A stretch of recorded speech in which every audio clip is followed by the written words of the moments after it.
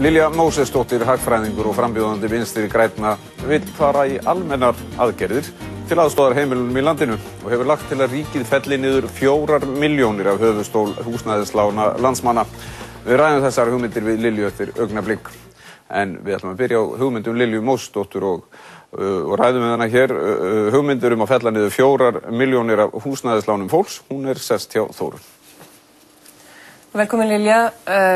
Það hefur mikið verið kallað eftir lausnum á vanda heimilana. Þess vegna fekk kannski þessi 20% hugmynd Framsóknarflokksins mikla athygli. Hvað er réttlátara eða sanngjarnara við þessa leið sem þú leggur til að allir fái fasta upphæð, 4 milljónir felldar niður? Já, ég þarf þá fyrst að útskýra hvernig ég fæ þessa 4 milljónir.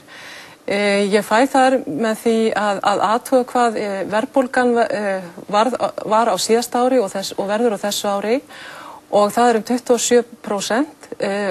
Síðan veit ég úr gögnum Seðlabankans að meðal húsnæðislán um 30 milljónir.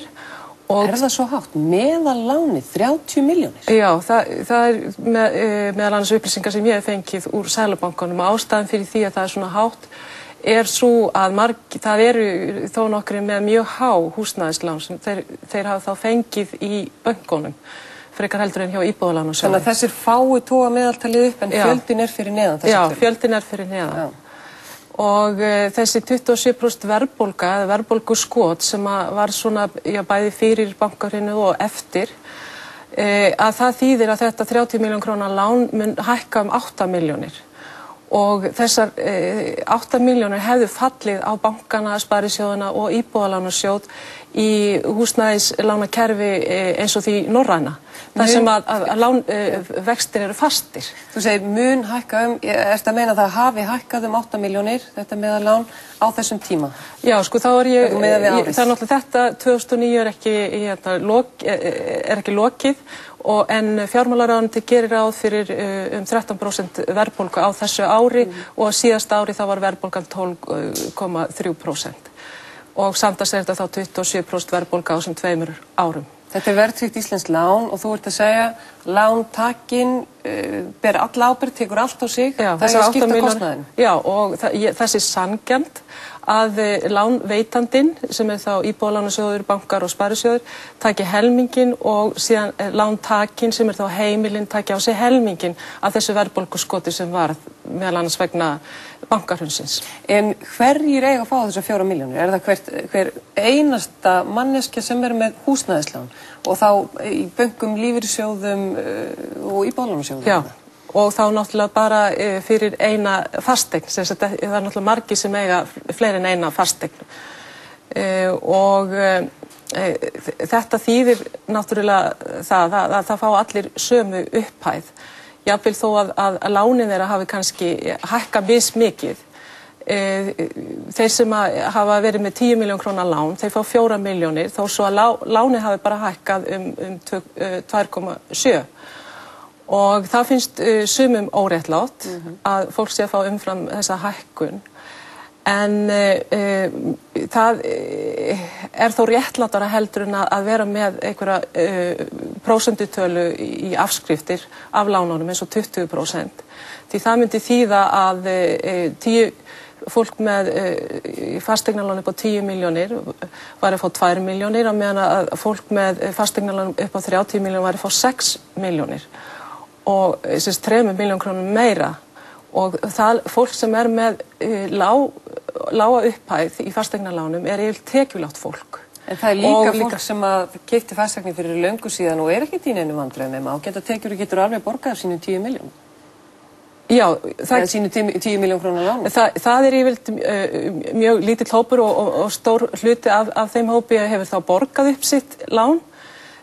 Og þetta fólk sem ekki með fasteignalán mun ekki njóta góðs af þessum 4 milljónum.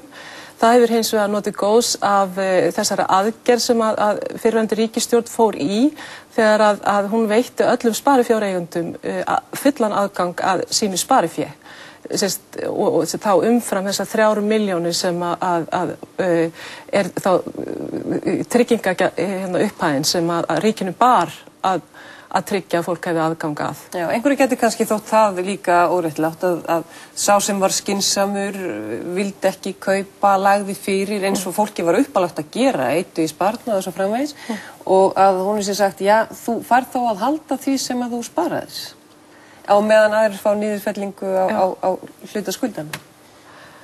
Já, sko það er náttúrulega þessi aðgerð sem var farin út í strax eftir bankahrunið gagnast fyrst og fremst þeim sem eru fjármagnseigendur sem áttu mikið fjármagn og það nú talið að þessi aðgerð hafi kostað 600 milljarða og þá uppað finnum við með því að vísa í þessa Icesave skuldbindingar sem eru til vegna þessara aðgerðar en það sem að kannski er hérna svona jákvætt við þessa aðgerð að hafa bara ákveðna upphæð er það að fólk sem var skynsamt og fólk sem er tekjulágt að það er ekki verið að refsa því með þessa þegar maður færir höfuðstólinn niður 4 milljónir.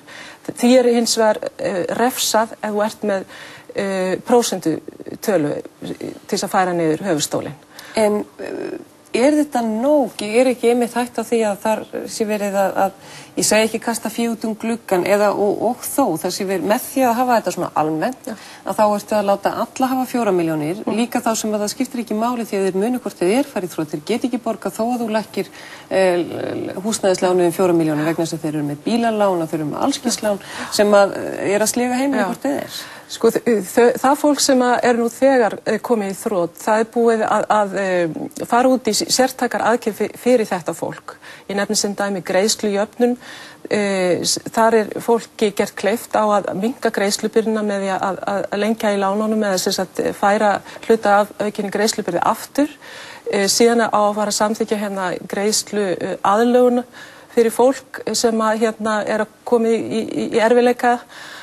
Sem er þá víðtækara að fólk getur þá farið fram á skuldbreytingu og jafnvel skuldar niðurfellingu og ég hef áhyggjur af því að við séum að fara of mikið út í sértækar aðgerðir til þess að leysa þennan skuldavanda heimilana og sértækar aðgerðir eru einkennandi fyrir frjálshyggju velferðarkerfi sem að byggja á því að velferðarkerfið er bara sniðið fyrir þá sem að samfélagið telur að þurfa aðstoð að halda. Á meðan að norræna velferðarkerfi sem við viljum byggja upp hérna á Íslandi og nota þetta bankahrun til þess að gera það, að það er svona almenna aðgerðir meira í anda þess. En á því eru samt tvær hliðar, þar að segja er það sanngjarnt og réttlátt að allir fá niðurgreiðslu 4 milljónir, líka þeir sem þurfa ekki á því að halda og 4 milljónir sem duga ekki þeim sem eru verst staddir, eða einmitt er það sanngjarnt að hjálpa þeim meira sem þurfa meira á því að halda og skilja þá hina eftir. Það er alltaf tvær hliðar á öllum þessum málum. Já, það er alveg rétt að sérstaklega út með almennar aðgerðir að þá ertu náttúrulega að bregðast við meðal vandanum.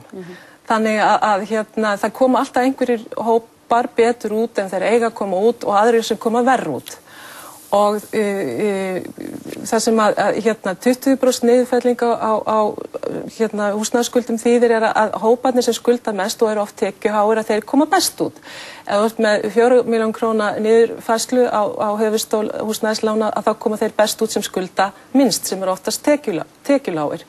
Og önnur ástæða fyrir því að fara í svona almenna aðgerð er einmitt til þess að örva eftirspurn í hagkerfinu og Framsókn hefur meðal annars notað þau rök fyrir þessari 20% niðurfærslu.